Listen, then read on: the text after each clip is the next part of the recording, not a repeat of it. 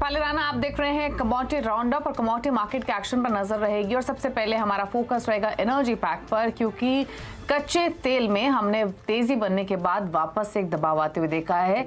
America में जो महंगाई के आंकड़े आए हैं उससे वापस से चिंता बनी है डिमांड को लेकर, जिसकी वजह से कच्चा तेल $92 के आसपास ब्रेंट कारोबार करते हुए आपको दिखाई देगा। इसके अलावा आज के शो में हमारा फोकस रहेगा सोने पर। क्या सोने में निवेश का मौका है, क्योंकि सोने के भाव पूरा मौका दे रहे हैं एंट्री लेने का। क्या ये सही समय है या अभी रुकना चाहिए, इस पर भी बातचीत करेंगे।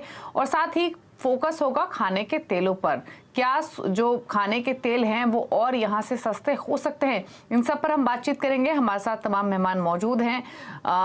कोटक सिक्योरिटीज के सुनील कटके हैं, धन.co के डायरेक्टर जयप्रकाश गुप्ता हमारे साथ मौजूद हैं। आगे शो में हमारे साथ एडिबल ऑयल से बात करने के लिए जीजीएन रिसर्च के मैनेजिंग पार्टनर नीरव देसाई भी मौजूद रहेंगे। और साथ ही हमारे साथ एनर्जी एक्सपर्ट नरेंद्र तनेजा भी हैं। शो की शुरुआत है सबसे पहले बातचीत कच्चे तेल की करेंगे, क्योंकि हमने $93 के नीचे वापस प्राइसेस फिसलते हुए देखे हैं। अमेरिका में जो महंगाई का आंकड़ा आया है वो 8.3% पर आया है, जिससे वापस से डिमांड को लेकर चिंता पैदा हुई है। अब सवाल ये है कि अमेरिका में डिमांड कंसर्न्स हो, इन्फ्लेशन कंसर्न्स हो, या फिर चाइना में कोविड से जुड़ी हुई डेवलपमेंट्स हो, जो कोरोना लॉकडाउन हुआ है उससे डिमांड पर इम्पैक्ट ही क्यों ना हो। ये ऐसे फैक्टर्स हैं जो लगातार कच्चे तेल को ड्राइव कर रहे हैं। लेकिन यहाँ से फर्दर डायरेक्शन क्या हो सकती है, इसको समझने की कोशिश करते हैं।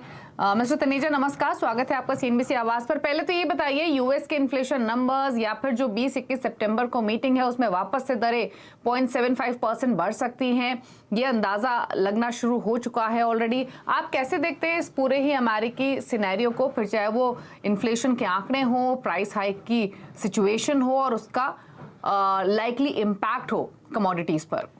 देखिए, हमें जिन सारे डेटा की आपने बात और इंडिकेटर्स की बात करी, उसके बावजूद हमने देखा है कि जो तेल की जो कीमतें हैं उसको बहुत ज्यादा उस पर असर नहीं पड़ा था। तो अभी दबाव नहीं है, वो दक्षिण में जा रही है। और दूसरी, हमें ये नहीं बोलना चाहिए कि आने वाले समय के अंदर अमेरिका वगैरह में जो पश्चिम के तमाम देश हैं वहाँ क्रिसमस की तैयारी शुरू हो जाती है, फेस्टिवल सीजन की। वहाँ तो 2-2.5 महीने पहले तैयारी शुरू हो जाती है, लोगों का आना जाना शुरू हो जाता है। तो वही बहुत बड़े कारण होते हैं जो पॉजिटिव सेंटिमेंट्स रखते हैं। लेकिन सबसे बड़ी वजह अभी जो बनी हुई है, इसकी वजह से आपने देखा है तेल की कीमतें नीचे जा रही हैं, उसकी सबसे ये है कि डिमांड को लेकर के कोई बहुत ज्यादा रीअश्योर्ड मार्केट नहीं है। दूसरा, यूक्रेन में जो हम खबरें देख रहे हैं वो इस तरह की निकल के आ रही है, लगता नहीं है कि वो युद्ध जो है वो कोई नया आयाम पे जाएगा, मतलब युद्ध बढ़ जाएगा या रूस जो है कोई बड़े हथियार का प्रयोग कर लेगा, ऐसा नजर नहीं आ रहा है। और दूसरी तरफ जो है, जो रूसी तेल है उसको लेकर के जो पश्चिम देश है वो फैसला ले रहे हैं, प्राइस कैप वगैरह वगैरह कर रहे हैं। तो मतलब रूसी तेल, लेकिन अभी 15 फरवरी तक रूसी तेल बाजार में आता रहेगा, ये लगभग पक्का है। इस बात को मान के बाजार चल रहा है। तो मुझे ऐसा लगता है कि आने वाले अगर आप 2 महीने अगर देखते हैं तो तेल की कीमतें दबाव में रहने वाली है। और जो बैंड है वो भी लग सकता है कि बहुत बड़ा, जो मेरा अपना एनालिसिस है, मेरे हिसाब से $80 से लेके और $115 के बैंड में ये कीमतें ऊपर नीचे होंगी। मुझे पता है ये बहुत बड़ा बैंड है, रेंज थोड़ी बड़ी है, लेकिन जो जिस तरह का तेल का बाजार चल रहा है, जिस हिसाब से जियोपॉलिटिक्स चल रही है, डिमांड सप्लाई को लेकर एंग्जाइटी चल रही है, चाइना में लॉकडाउन चल रहे हैं, वो सब देखते हुए जो है $80 और 115 के बीच में, और ये कीमतें 90 से फिर नीचे वापस चली जाएं या जो 85 भी पहुंच जाए, तो उसके लिए भी बाजार को और उपभोक्ता को तैयार रहना चाहिए। और मानी बात है, भारत के लिए तो अच्छी खबर होती है, लेकिन जो मुझे लगता है कि इनसे अभी दबाव नहीं है फिलहाल। ओके, तो प्राइसेस दबाव में ही रहेंगे। और इनफैक्ट जैसे तनेजा जी ने शुरुआत में भी कहा, इतने तमाम डेवलपमेंट हो रही है, लेकिन कच्चा तेल अपनी ही चाल चल रहा है, एक रेंज बना ली, उसी में घूमता हुआ दिखा है। लेकिन अब जो रेंज रहेगी वो ब्रॉड हो सकती है, जो कि 80 से $115 के आसपास हो सकती है। अच्छा, नेचुरल गैस पे भी मिस्टर तनेजा आपके कॉमेंट्स चाहिए, क्योंकि यहाँ भी हमने काफी उथल पुथल देखी है, काफी वाइल्ड मूव्स आते हुए देखे हैं प्राइसेस में। 660 के आसपास घरेलू बाजार में ट्रेड हो रहा है, अंतर्राष्ट्रीय बाजारों में भी भाव अभी भी $8 के ऊपर बना हुआ है। यहाँ क्या व्यू है अभी आपका? देखिए, तेल और नेचुरल गैस का मॉलिक्यूल तो एक ही होता है और एक ही जगह से आते हैं, लेकिन उसके बावजूद दोनों बाजार अलग है, दोनों की चाल अलग होती है। क्योंकि तेल एक जगह से दूसरी जगह आसानी से पहुंच जाता है, प्राकृतिक गैस पहुंचाने के लिए पाइपलाइन चाहिए या समुद्री जहाज चाहिए। इसलिए जो यूरोप की जो अब जरूरत है, ये जाड़ा आ रहा है और यूरोप की जो जरूरत है वो इसलिए जिस भाव में नहीं मिल रहा है उसको गैस को खरीद रहे हैं। वो गैस जो भारत आ रही है, बांग्लादेश, पाकिस्तान, उसको भी वो लोग खरीद रहे हैं, दुगना पैसा दे करके ले रहे हैं। तो उससे बाजार में काफ़ी जो है उथल-पुथल चल रही है, खास तौर से कीमतों को लेकर, और सप्लाई की भी कंसर्न्स आगे वाले महीनों में आ सकती हैं। इसलिए गैस जो है, उसकी कीमतें फिलहाल जो है वो ऊपर ही जाएँगी, और हो सकता है अगर जाड़ा जब सख्त पड़ता है और उनको सप्लाई नहीं मिल पाती, या कतार नहीं दे पाता, या ऑस्ट्रेलिया नहीं दे पाता, या ब्रुनाई नहीं दे पाता, तो फिर जो गैस की कीमतें हैं वो और ऊपर जा सकती हैं। तो गैस जो है, इस जाड़े के अंदर आप देखेंगे गैस को लेकर के तो महायुद्ध होने वाला है, कीमतों को लेकर के भी और सप्लाई को लेकर के भी। हालांकि जैसे मैंने कहा, तेल और गैस का मॉलिक्यूल एक ही होता है, लेकिन गैस की चाल अलग होती है, वो एक तरह का अलग ग्रह होता है।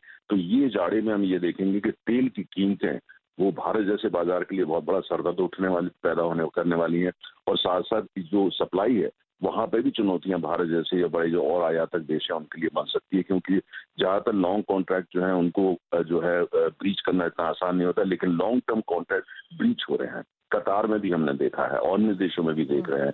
अमेरिका बहुत बड़ा सप्लायर है, लेकिन उतने एलएनजी शिप्स कहाँ से आएंगे? वो देश जो यूरोप में आयात करना चाहते हैं, इतनी जल्दी एलएनजी टर्मिनल बन नहीं सकते। तो कुल मिला के सप्लाई कंसर्न्स भी और कीमत है। तो ये जाड़ा जो है, ये तेल के बारे में कम और गैस के बारे में ज्यादा होगा। बिल्कुल। तो नेचुरल गैस के भाव पर नजर रहेगी, और मिस्टर तनेजा ने काफ़ी क्लियरली कच्चा तेल हो या फिर नेचुरल गैस हो, उससे जुड़े जो फंडामेंटल्स हैं, जो डेवलपमेंट्स हो रही हैं, जो सिचुएशन है ग्लोबल मार्केट्स में खास तौर से, उसको सही आसान भाषा में एक्सप्लेन करके बताया, और ये भी समझाया कि डायरेक्शन किस तरफ रह सकती है। शुक्रिया मिस्टर तनेजा बातचीत करने के लिए। तो जय, नमस्कार। पहले तो आप बताइए कच्चे तेल पर अपनी राय। मिस्टर तनेजा ने कहा कि एक बड़ी रेंज रह सकती है $80 से $115 की, लेकिन जो ब्रॉडर आउटलुक है, जो लॉन्गर आउटलुक है कच्चे तेल का, वो तेजी का ही है, और वाइल्ड मूव्स के लिए तो तैयार रहना चाहिए, जो कि हमने पास्ट में देखा भी है। अब ये बताइए, घरेलू बाजार में हमने 7,000 के नीचे प्राइसेस सस्टेन होते हुए देखे, 6900 के आसपास भाव है। आप क्या ब्रॉडर रेंज देख रहे हैं घरेलू मार्केट में? जी, गुड मॉर्निंग दीपाली। आपको अगर ध्यान होगा, लास्ट वीक भी आपके शो पे हम बात कर रहे थे, तभी मेरा ये व्यू था कि $85-86 ऑलमोस्ट शॉर्ट टर्म के लिए एक बॉटम है। इसके रीजंस काफ़ी हैं। देखिए, जो रेजोल्यूशन एक्सपेक्टेड है रशिया और यूक्रेन के वॉर का, वो आता हुआ नज़र नहीं आ रहा है। दूसरी तरफ यहाँ पे ईरान यूएस का जो न्यूक्लियर डील है, वो भी एक अंडर द कारपेट है। अभी उस पर भी बहुत ज़्यादा मुझे नहीं लगता है डेवलपमेंट एक महीने में देखने को मिलेगा। कल जो इन्फ्लेशन के नंबर्स आए, बहुत ज़्यादा चौंकाने वाले नहीं थे, क्योंकि जब 9.1 से 8.5 हुआ तो मार्केट में बहुत तेजी आ गई, और 8.5 से 8.3 हुआ तो मार्केट में यहाँ पे मंदी का रुख बना हुआ है। सो ये सारे चीज़ें सेंटिमेंटल्स हैं, इसमें बहुत ज़्यादा रीड करने लायक कुछ है नहीं। बट ब्रॉडली जो मेजर कंसर्न है वो ये है कि विंटर्स नज़दीक हैं। यहाँ पे यूएस में ड्राइविंग सीजन बढ़ने वाला है, फेस्टिव सीजन आने वाले हैं, और अगर तब तक सुलह नहीं होता है तो यहाँ पे कच्चे तेल में बहुत वोलेटिलिटी रहेगी। और जैसा तनेजा जी ने कहा, मैं उससे सहमत हूँ कि एक वाइडर रेंज देखने को मिल सकता है। बट वन थिंग श्योर है कि यहाँ पे बहुत ज़्यादा कट देखने को नहीं मिलेगा प्राइसेस में, बहुत गिरावट की उम्मीद कम है। हो सकता है अगर घरेलू मार्केट में ट्रांसलेट करें तो अराउंड 6,700 से 7,700 ये एक दायरा रह सकता है, जिसमें बायस यहाँ पे पॉजिटिव साइड में ही रहने के चांसेस हैं। ओके, आपका क्या राय है सुनील नेचुरल गैस पे? जैसे कि तनेजा जी ने भी कहा कि ये जो सर्दियां होंगी, ये कच्चे तेल के मुकाबले नेचुरल गैस पर फोकस ज्यादा रहेगा, प्राइस अप्रिसिएशन, प्राइस मूवमेंट के हिसाब से। यहाँ भी 668 की मौजूदा लेवल से आज 2% की मजबूती है। क्या सजेशंस आप दे रहे हैं नियर टर्म में अपने क्लाइंट्स को इस कमोडिटी पर? दीपाली, नेचुरल गैस देखिए 2 जोन्स में हमें देखना पड़ेगा, एक यूएस जोन है और एक यूरो जोन है। अगर यूएस फ्रंट पे देखते हैं तो वहाँ पे सप्लाई सिचुएशन थोड़ा बेहतर है, नियर रिकॉर्ड हाई प्रोडक्शन है। अगर उनके रिग काउंट्स देखें तो वो भी 2019 के हाईस पे हैं, और अभी जो रिसेंट स्टॉक बिल्डअप देखने को मिला है तो यूएस फ्रंट पे सप्लाई कंसर्न्स वगैरह बिल्कुल नहीं है, सप्लाई ठीक ठाक है। वहाँ पे उतने ज़्यादा डिमांड के रिलेटेड कोई सवाल नहीं है। वही हम अगर यूरोप के जोन में हम बात करते हैं तो वहाँ पे अभी भी जो उनका स्टोरेज है वो फुल कैपेसिटी पे नहीं पहुँचा है, और जैसे तनेजा जी ने भी बताया कि अभी जो विंटर्स हैं उसके लिए भी भरपाई करने के इक्विवेलेंट अभी तक उनके पास स्टोरेज नहीं बना हुआ है। तो वहाँ पे प्राइसेस जो हैं रिकॉर्ड हाई स्तर पे हैं। रिसेंटली थोड़ा बहुत करेक्शन ज़रूर देखने को मिला है, बट मुझे लगता है कि यूरो ज़ोन में थोड़ा प्राइसेस जो है सपोर्टेड ही रहेंगे। थोड़े एक्सपर्ट्स का ये भी मानना है कि यूरोप जो है आने वाले 2 या 3 विंटर सीजन तक भी नेचुरल गैस के सप्लाई डेफिसिट को झेल सकता है। तो कहीं न कहीं ये दो तरफ़ा न्यूज़ है, बट शॉर्ट टर्म में हम क्लाइंट्स को थोड़ा बाई साइड का ज़्यादा व्यू बता रहे हैं, क्योंकि रिसेंटली हमने देखा एक ब्रॉडर रेंज में नेचुरल गैस मूव हुआ है। 820 का लेवल डोमेस्टिक मार्केट में टच करके ऑन द लोअर साइड वो 600 के लेवल पे भी देखा है। अभी 668, 669 के रेंज में चल रहा है। मुझे लगता है कि जो अभी नॉर्थ स्ट्रीम पाइपलाइन का जो सप्लाई था वो कहीं न कहीं रशिया ने स्ट्रैटेजिकली रोका हुआ है, तो शॉर्ट टर्म में थोड़ा इसका बेनिफिट यहाँ पे ज़रूर मिलेगा। क्रूड ऑयल के प्राइसेस भी सस्ते हुए हैं, तो जो क्रूड पे फ्यूल स्विचिंग की जो बात हो रही थी वो भी कहीं न कहीं अभी फिज़ल आउट होते हुए नज़र आ रही है। तो मुझे लगता है 668, 665 के रेंज में एक बाइंग हम सलाह दे रहे हैं। 660 का एक स्टॉप रहेगा 1 या 2 ट्रेडिंग सेशन में, और ऑन द हायर साइड मुझे लगता है 680 तक का लेवल देखने को मिल सकता है। ओके, चलिए तो ये तो बाद में एनर्जी पैक की, लेकिन अब फोकस सोने चांदी पर भी कर लेते हैं। चांदी 56,000 के ऊपर टिका हुआ है, और अगर आप देखेंगे सोने को तो यहाँ पर 50,000 के इर्द गिर्द 50,000 के ऊपर ही प्राइसेस होल्ड कर रहे हैं। हालांकि यहाँ पे हम ऊपरी स्तरों से एक डिसेंट करेक्शन ऑलरेडी देख चुके हैं और अब कंसोलिडेशन देखने को मिल रहा है। फेड का आउटकम 75 बेसिस पॉइंट का फर्दर हाइक की एक्सपेक्टेशंस, और इस बीच में बुलियंस का रिएक्शन कैसे देखते हैं आप जय? क्योंकि बहुत ज्यादा एक्शन हमने सिर्फ सिल्वर में देखा है कमजोरी की तरफ, गोल्ड फिर भी फ्लैट ही है। क्या व्यू है? कल एक गिरावट के बाद आज थोड़ा संभल रहा है, क्या सजेशन है इन स्तरों से? जी दीपाली, देखिए 75 बेसिस पॉइंट का हाइक 21 सितंबर को ये ऑलमोस्ट डिस्काउंटेड है, और कल जो इन्फ्लेशन के नंबर्स आए उसके बाद तो अब लगभग तय लगता है कि 75 बेसिस पॉइंट हाइक देखने को मिलेगा। जहां तक गोल्ड सिल्वर की बात है, मैं ज़्यादा बुलिश सिल्वर को लेके हूँ, क्योंकि जो सप्लाई कंस्ट्रेंट्स हैं सिल्वर में, और अगर आप गोल्ड सिल्वर रेशियो की भी बात करें तो सिल्वर ज़्यादा फेवरेबल नज़र आ रहा है। दूसरी तरफ यहाँ पे clean energy, new age businesses में जिस हिसाब से सिल्वर की मांग बढ़ेगी, चाहे वो चिप मैन्युफैक्चरिंग में हो, सेमीकंडक्टर में हो, या सोलार पैनल्स में हो, तो यहाँ पे उस अनुमान में यहाँ पे सप्लाई का शॉर्टेज है, और प्राइसेस में यहाँ से अच्छी खासी और बाउंस देखने को मिल सकती है। तो बाई ऑन डिप्स की रणनीति रखनी चाहिए। गोल्ड और सिल्वर में अगर प्रेफरेंस मेरा होगा तो वो सिल्वर की तरफ होगा, क्योंकि बहुत सारे फैक्टर्स हैं जो गोल्ड पे अभी भी ओवरवे कर रहे हैं। डॉलर इंडेक्स जिस हिसाब से मल्टी ईयर हाई पे है, और इन्फ्लेशन की चिंताएं हैं, रेट बढ़ेंगे तो उसके कारण हो सकता है थोड़ा सा यहाँ पे प्रेशर जरूर रहेगा प्राइसेस में। तो ऑल इन ऑल मुझे लगता है सिल्वर में by end of this year around 68-70,000 का लेवल भी एक्सपेक्ट किया जा सकता है। कोई भी गिरावट मिले, आई थिंक वो एक बाइंग अपॉर्चुनिटी की तरह उसे यूज करना चाहिए। सुनील, मेटल्स में क्या स्ट्रैटेजी है? आज तो बिल्कुल फ्लैट ट्रेडिंग यहाँ पर हो रही है, फिर चाहे एल्यूमिनियम हो, जिंक हो, लेड या कॉपर, कोई ट्रेडिंग स्ट्रैटेजी है यहाँ पर? जी, आई थिंक ओवरऑल अगर हम रिस्क सेंटिमेंट देखते हैं, क्योंकि डॉलर इंडेक्स में अच्छी खासी तेजी हमको देखने को मिली, जो इन्फ्लेशन के आंकड़े आए, तो कहीं ना कहीं सारे ही central banks, global central banks जो हैं रेट बढ़ाने के स्टांस में फॉर्म रहेंगे। अगर फेड की बात करते हैं, जैसे जय ने भी बताया 75 बेसिस पॉइंट तो है ही, बट 12% ये भी चांसेस बोल रहे हैं कि हो सकता है 100 बिप्स का भी रेट हाइक का एक पॉसिबिलिटी एंटिसिपेट कर सकते हैं। अगर ऐसा कुछ होता है तो ऑब्वियसली बेस मेटल मार्केट के लिए थोड़ा कंसर्न रहेगा। बट जो अभी लेटेस्ट ट्रेंड चाइना की तरफ से निकल के आ रहे हैं, जैसे उन्होंने अपने फॉरेक्स रेट, रिजर्व रेट जो है वो 8% से 6% कट कर दिया अपने इकोनॉमी को सपोर्ट करने के लिए। उसके अलावा उन्होंने बहुत सारे स्टिमुलस मेजर्स जो हैं इकोनॉमी में कुशन पैदा करने के लिए, मैन्युफैक्चरिंग सेक्टर को प्रमोट करने के लिए जो स्टेप्स ले रहे हैं, तो मुझे लगता है वहां पे थोड़ा रिवाइवल जरूर देखने को मिल सकता है। तो वेरी शॉर्ट टर्म में मुझे लगता है कि थोड़ा बहुत अपवर्ड मूवमेंट जरूर देखने को मिल सकता है। तो peak of the base metal में मुझे लगता है कि कॉपर 7 से 8 रुपए का इंट्राडे में तेजी दिखा सकता है। अभी 653 के रेंज में चल रहा है, तो 653 के रेंज में बाई साइड इनिशिएट कर सकते हैं। 649 का एक स्टॉप लॉस लगाएं, और 660 तक का एक लेवल जो है कॉपर में देखने को मिल सकता है इंट्राडे पर्सपेक्टिव से। ओके, तो ये व्यू आपको मिला है। हालांकि आज अगर तमाम बेस मेटल्स को देखेंगे तो यहाँ पर बिल्कुल फ्लैट कारोबार आज के सेशन में होता हुआ दिखेगा। कॉपर 652 के आसपास ट्रेड कर रहा है और अगर बाकी बेस मेटल्स देखेंगे आज के सेशन में तो वहां भी सिमिलर रुझान ही बना हुआ है और सभी में आपको सॉफ्टनेस दिखाई देगी। रुक रहे हैं इसी के साथ एक ब्रेक के लिए। जब लौटेंगे तो फोकस करेंगे एडिबल ऑयल्स पर। क्या प्राइस ट्रेंड रह सकता है यहाँ से आगे? डिमांड फेस्टिव सीजन में कैसी रह सकती है? अवेलेबिलिटी की सिचुएशन क्या है? इन सब मुद्दों पर बातचीत करने के लिए निर्देशक हमारे साथ मौजूद है जीजीएन रिसर्च के, उनसे करेंगे बातचीत एक ब्रेक के बाद।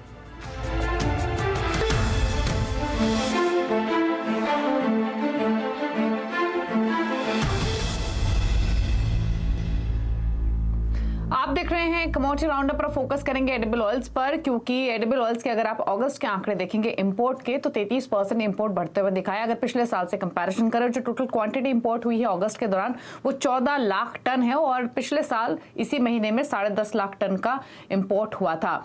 अब क्या स्थिति है फिलहाल की, वो समझाने के लिए नीरव देसाई हमारे साथ मौजूद है। नीरव जी, पहले प्राइसेस पर तो बातचीत करेंगे, पहले तो फिलहाल की सिचुएशन समझना चाहते हैं। और इनफैक्ट पिछले काफी समय में जब भी हमारे एडिबल ऑयल्स पर चर्चा हुई है, एक सेंस तो मिला है कि सप्लाई को लेकर कोई दिक्कतें नहीं है। स्पेशली एक सोया ऑयल को लेकर तो थोड़ी सी चिंता थी कि हाँ यहाँ प्राइसेस ऊपर जा सकते हैं। बाकी ऑयल्स को लेकर सप्लाई हो, डिमांड हो, थोड़ी कंफर्टेबल पोजीशन ही रही है। और इनफैक्ट अगस्त के आंकड़े इंडिकेट कर भी रहे हैं कि अवेलेबिलिटी को लेकर कोई परेशानी नहीं होगी। फिलहाल की स्थिति क्या है फेस्टिवल सीजन से पहले, डिमांड को लेकर, अवेलेबिलिटी को लेकर?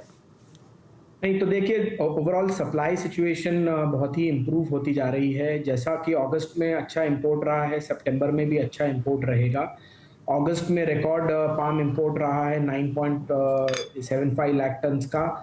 इवन सितंबर में लग रहा है कि अराउंड 9.5 लाख टन्स का तो पाम इंपोर्ट होगा ही होगा। सोया का एक steady import 2.5 to 3 lakh tons के बीच में दोनों मंथ में रहेगा। सनफ्लावर भी अराउंड 1.5 लाख टन्स का रहेगा।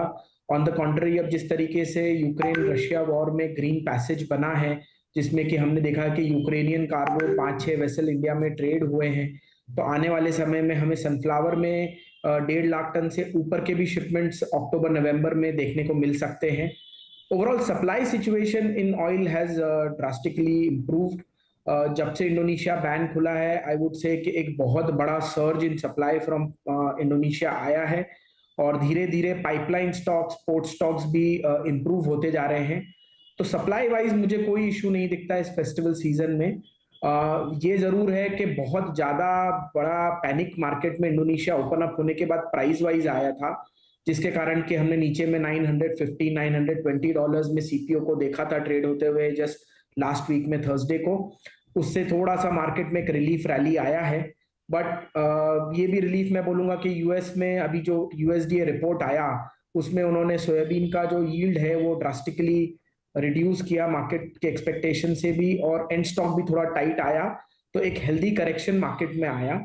बट बहुत ज्यादा आउटराइटली बुलिश सिनेरियो कहीं मार्केट में एडिबल ऑयल सेक्टर में अभी नहीं है। ऑन द कॉन्ट्ररी, ये इंडोनेशिया का प्रेशर के कारण जो मार्केट घट रहा था, बीएमडी भी 35-3600 के आसपास नीचे में चले गया था, आज नियरली 3800 है थर्ड मंथ। ये लेवल्स पे मुझे लगता है मार्केट स्टेबलाइज्ड रहेगा और इंडिया में कंटिन्यूअस इंपोर्ट का एक अच्छा फ्लो बना हुआ है और वो बना भी रहेगा। और आई थिंक फेस्टिव सीजन तक में सप्लाई बहुत रीजनेबली अच्छी रहेगी। संक्षेप में नीरव जी, प्राइसेस को लेके क्या व्यू है? क्या एक्सपेक्ट करें प्राइसेस थोड़ा और नीचे आएंगे या फिर आपको लगता है डिमांड इतनी है कि प्राइसेस नीचे नहीं आएंगे, एटलीस्ट इन्हीं लेवल्स के आसपास मेंटेन रहें? सो आई वुड से कि जो डिसरप्शंस मार्केट में थे वो सब धीरे धीरे सेटल आउट हो रहे हैं, आइन आउट होते जा रहे हैं। अभी जो हमने सब प्रॉब्लम्स देखना चालू करी थी फरवरी में, यूक्रेन रशिया वॉर, फिर इंडोनेशिया का बैन, इन सब ने प्राइसेस को बहुत बढ़ा दिया था। बाद ही में इंडोनेशिया का ओपनिंग अप होने से एक बहुत बड़ा पैनिक था डाउनवर्ड। साथ ही में आपके अभी हाल जैसे यूक्रेन का एक ग्रीन पैसेज बनने से वापस सनफ्लावर आने लग गया। तो ये सब चीज़ों में मार्केट काफ़ी बेरिश जा रहा था और मार्केट इन सब सप्लाईज को एब्जॉर्ब कर रहा था। मुझे ऐसा लग रहा है ब्रॉडली ये सब चीज़ें एब्जॉर्ब होके मार्केट अब एक फाइनर रेंज में ट्रेड हो रहा है। अगर हम बीएमडी की बात करेंगे तो 3500 से 4000 रिंगिट के बीच में बीएमडी स्टेबली ट्रेड करती रहे, ऐसा मुझे लगता है। यहाँ प्राइस ट्रेंड की बात करें तो $900 to $980, $1000 के बीच में पाम ऑयल एक रीजनेबल रेंज में ट्रेड करता रहे, which is a reasonably priced palm oil. यहाँ पे लोकली भी जो हम सोयाबीन ऑयल और सनफ्लावर ऑयल को भी देख रहे हैं, तो इसमें भी मार्केट इन प्राइस रेंज में बहुत ज्यादा बड़ी अपवर्ड डाउनवर्ड मूवमेंट नहीं होता हुआ दिख रहा है। सोया क्रॉप जो लोकल है वो भी आई वुड से एक एवरेज वे में शेप आउट कर रहा है। ओवरऑल बेटर क्रॉप था, बट थोड़ा एक्सटेंडेड रेंज से कहीं हो सकता है कि छोटा मोटा हिकअप आए। पर सबसे बड़ी बात यह है कि लास्ट ईयर का कैरी ओवर स्टॉक जो है वो अराउंड 10 से 12 लाख तक का मिनिमम मिल सकता है, जो एक हर जगह सप्लाई को इंश्योर करते हुए चल रहा है। ओके, ठीक है, चलिए। तो ये प्राइसेस और फिलहाल की सिचुएशन, फिलहाल की अवेलेबिलिटी पर नीरव ने राय रखी। शुक्रिया नीरव आपका आने के लिए, शो में अपने व्यूज देने के लिए। सुनील जी आपका भी शुक्रिया अपनी स्ट्रैटेजीज बाकी कमोडिटीज पर देने के लिए। रुक रहे हैं इसी के साथ एक ब्रेक के लिए। ब्रेक के उस पार आप देख सकते हैं वायदा बाजार का पूरा एक्शन फ्यूचर एक्सप्रेस में। नमस्कार।